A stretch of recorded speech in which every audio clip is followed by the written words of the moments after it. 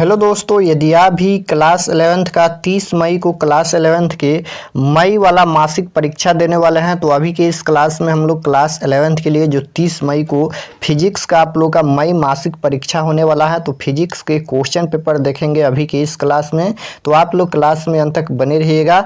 आप जानते हैं कि आप लोग का बिहार बोर्ड रूटीन जारी कर दिया है क्लास 11th के लिए और आप लोग का एग्जाम 30 मई से होने वाला है और 30 मई को आप लोग का फिजिक्स और केमिस्ट्री का परीक्षा होगा। तो अभी की इस क्लास में हम लोग फिजिक्स के क्वेश्चन पेपर को देखेंगे और ये क्लास 11th के मासिक परीक्षा है, देख सकते हो क्लास 11th मंथली एग्जामिनेशन मई 2024। आप लोग का फिजिक्स का विषय कोड 117 रहेगा और आप लोग का एग्जाम 50 नंबर का होगा। समय यहाँ पर 1 घंटा 30 मिनट का रहेगा।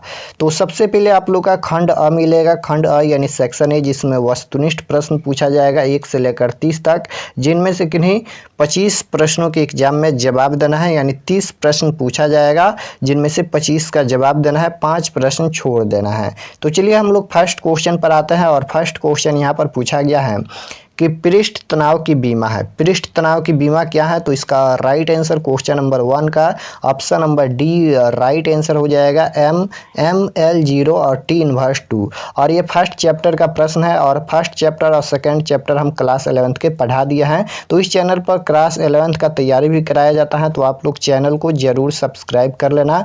और जो भी क्लास हुआ है क्लास 11th के लिए हम प्ले लिस्ट बना दिए हैं, जाकर आप लोग देख लीजिएगा क्लास। क्वेश्चन नंबर 2 है, निम्नलिखित में कौन सदिश राशि है? निम्नलिखित में कौन सदिश राशि है? चाल, विस्थापन, द्रव्यमान या समय? तो यहाँ पर सदिश राशि पूछा गया है, तो सदिश राशि चाल है। इसका right answer option number A हो जाएगा। क्वेश्चन नंबर 3 पूछा गया है कि अधिकतम क्षैतिज परास के प्रक्षेपण कोण होना चाहिए, तो ये 45 डिग्री होना चाहिए। इसका right answer option number C हो जाएगा। क्वेश्चन नंबर 4 पूछा गया है, यदि m द्रव्यमान की वस्तु एक r त्रिज्या वाले वृत्तीय पथ पर एक समान गति से घूम रही है तो वस्तु क्रियावर्त अभिकेंद्रीय बल का मान क्या होगा? तो क्वेश्चन नंबर 4 का right answer option number C हो जाएगा। ये फार्मूला होता है 1/4 mv²/r। ऑप्शन नंबर सी इसका राइट आंसर। क्वेश्चन नंबर 5 पूछा गया है यहाँ पर, रॉकेट प्रक्षेपण किस सिद्धांत पर आधारित होता है? बताना है कि रॉकेट प्रक्षेपण किस सिद्धांत पर आधारित होता है। तो क्वेश्चन नंबर 5 का right answer option number C हो जाएगा, न्यूटन के गति के नियम पर। क्वेश्चन नंबर 6 है, किसी वस्तु के संवेग को तिगुना करने से उसकी गतिज ऊर्जा हो जाएगी। किसी वस्तु के संवेग को तिगुना करने से उसकी गतिज ऊर्जा क्या हो जाएगी? तो 9 गुना हो जाएगी। इसका right answer option number C हो जाएगा, 9 गुना। क्वेश्चन नंबर देखिए 7 पूछा गया है। 7 नंबर क्वेश्चन है, एक विमीय गति की व्याख्या करने के लिए कितने चरों की आवश्यकता होती है? यहाँ पर पूछा गया है कि एक विमीय गति की व्याख्या करने के लिए कितने चरों की आवश्यकता होती है? तो 2 चर या अक्ष। ऑप्शन नंबर बी इसका राइट आंसर होगा। क्वेश्चन नंबर 8 है, निम्नलिखित में से किसका विमीय सूत्र ML2 और T इनवर्स है? अभी हम लोग फर्स्ट क्वेश्चन पर यही क्वेश्चन देखे हैं कि निम्नलिखित में किसका विमीय सूत्र है? यहाँ पर ML2 T इनवर्स, तो कार्य का है। इसका right answer option number A हो जाएगा। क्वेश्चन नंबर 9 पूछा गया है यहाँ पर कि जब दूध को हम मथते हैं तो मक्खन के अलग होने का क्या कारण है? तो इसका राइट आंसर क्वेश्चन नंबर 9 का ऑप्शन नंबर बी हो जाएगा, अभिकेंद्री बल होता है। क्वेश्चन नंबर 10 है, गुरुत्वीय त्वरण का मान विषुवत रेखा पर होता है।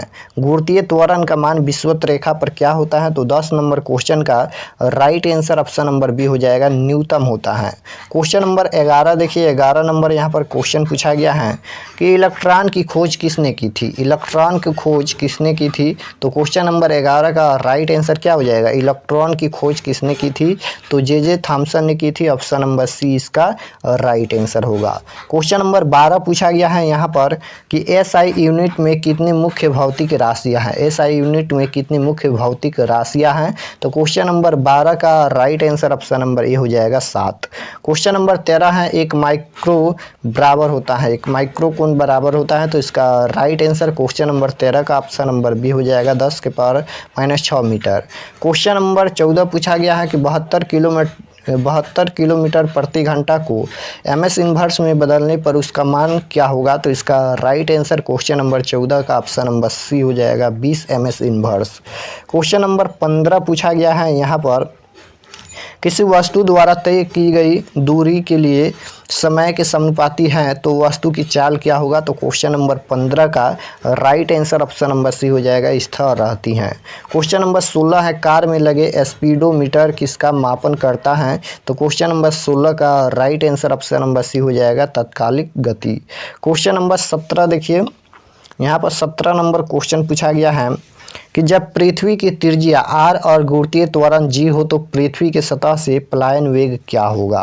बताना है कि जब पृथ्वी की त्रिज्या r और गुरुत्वीय त्वरण g हो तो पृथ्वी के सतह से पलायन वेग क्या होगा? तो क्वेश्चन नंबर 17 का right answer option number A हो जाएगा, √2rg। क्वेश्चन नंबर 18 है किसी पिंड का द्रव्यमान m और वेग v हो तो इसकी गतिज ऊर्जा क्या होगी? तो क्वेश्चन नंबर 18 का right answer option number B हो जाएगा, 1/2 mvs। क्वेश्चन नंबर 19 पूछा गया है कि शक्ति का ऐसा मात्रक है। शक्ति का ऐसा मात्रक क्या होता है? तो शक्ति का ऐसा मात्रक वाट होता है। ऑप्शन नंबर ए इसका राइट आंसर होगा, शक्ति का ऐसा मात्रक वाट होता है। क्वेश्चन नंबर 20 पूछा गया है कि 90 ms इन्वर्स चाल से गतिमान 0.04 kg द्रव्यमान की कोई गोली लकड़ी के भारी गुटके में धंसकर 60 सेंटीमीटर दूरी चलकर रुक जाती है। गुटके द्वारा गोली पर लगने वाला औसत अवरोधी बल क्या होगा? तो क्वेश्चन नंबर 20 का right answer option number B हो जाएगा, 270 न्यूटन। क्वेश्चन नंबर 21 पूछा गया है कि किसी पिंड का संवेग p क्या होगा जब पिंड का द्रव्यमान m तथा वेग v हो? तो क्वेश्चन नंबर 21 का right answer option number A हो जाएगा, p = mv। क्वेश्चन नंबर 22 पूछा गया है यहाँ पर कि किसी पिंड का द्रव्यमान 5 kg तथा त्वरण 2 ms इन्वर्स है तो पिंड पर लगने वाला बल का मान क्या होगा? तो क्वेश्चन नंबर 22 का right answer option number A हो जाएगा, 12 न्यूटन। 22 के बाद यहाँ पर 23 नंबर क्वेश्चन है, 23, 24, 25, यहाँ पर 3 क्वेश्चन छूट गया है तो 25 प्रश्न का जवाब देना है। तो चलिए नेक्स्ट क्वेश्चन देखते हैं, 26 नंबर। 26 नंबर क्वेश्चन है लंबी दूरियों के मापन हेतु तो किस विधि का उपयोग करते हैं? तो क्वेश्चन नंबर 26 का right answer option number A हो जाएगा, लंबन विधि। क्वेश्चन नंबर 27 है यदि कोई वस्तु समान समय अंतराल में समान दूरी तय करती है तो उस वस्तु की गति कहलाती है। यदि कोई वस्तु समान समय अंतराल में समान दूरी तय करती है तो उस वस्तु की गति क्या होगी? तो क्वेश्चन नंबर 27 का right answer option number A हो जाएगा, एक समान गति।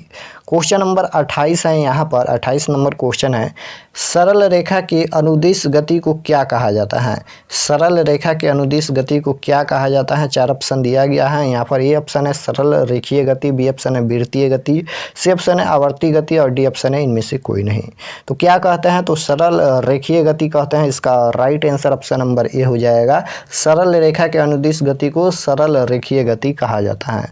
क्वेश्चन नंबर 29 है एक पारसेक बराबर होता है। एक पारसेक बराबर कितना होता है? तो क्वेश्चन नंबर 29 का right answer option number A हो जाएगा, 3.08 × 10⁻16 मीटर। क्वेश्चन नंबर 30 है यदि पिंड का द्रव्यमान m और गतिज ऊर्जा e हो तो रेखीय संवेग क्या होगा? तो क्वेश्चन नंबर 30 का right answer option number A हो जाएगा, √2 me। तो यहाँ पर हम लोग 25 प्रश्न का जवाब देना है। 30 में से 30 क्वेश्चन पूछा गया है तो 3 प्रश्न छोड़कर 27 क्वेश्चन हम बताए हैं जिनमें से 25 का जवाब देना है। और अभी हम इसका सब्जेक्टिव क्वेश्चन भी अपलोड करेंगे, सब्जेक्टिव क्वेश्चन तैयार करके। तो आप लोग से रिक्वेस्ट है, चैनल पर नए होंगे तो चैनल को सब्सक्राइब कर लीजिएगा ताकि आने वाले नेक्स्ट क्लास आपके पास ज़रूर पहुँचे।